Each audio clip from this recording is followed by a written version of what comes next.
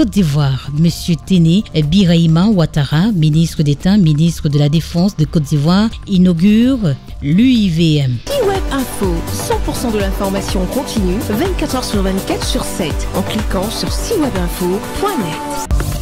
Monsieur Téné Birahima Ouattara, ministre d'État, ministre de la Défense de Côte d'Ivoire, dévoile ici l'enseigne de l'unité d'immatriculation des véhicules et engins militaires des forces armées de Côte d'Ivoire. Cette unité a pour mission la production de plaques d'immatriculation grâce à son équipement de pointe et son système informatique qui sécurise toutes les données tout en automisant la gestion des numéros et en structurant la gestion des équipements. Les plaques minéralogiques que nous produirons sont réfléchissantes.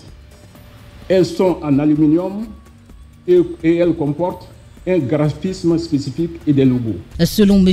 Téné Birahima Ouattara, ministre d'État, ministre de la Défense de Côte d'Ivoire, ce centre est un progrès significatif dans la gestion optimale des véhicules et engins militaires. Je voudrais donc, au nom de son Excellence, Monsieur le Président de la République, chef suprême des armées, inviter l'ensemble de nos concitoyens, qu'ils soient civils, militaires, gendarmes ou appartenant à d'autres forces de défense et de sécurité, de se départir de l'utilisation de plaques fantaisistes qui pourraient les faire confondre avec des personnes de mauvaises intentions et aux desseins inavoués. Notre sécurité collective doit être l'affaire de tous et la préoccupation de chacun. Que nos campagnes de sensibilisation seront menées pour une meilleure adhésion à ce projet d'immatriculation sécurisée de nos véhicules et engins militaires afin d'offrir à toutes les populations vivant en Côte d'Ivoire un environnement de plus en plus sécurisé. La création de cette unité d'immatriculation militaire a pour objectif de fournir aux militaires la formation requise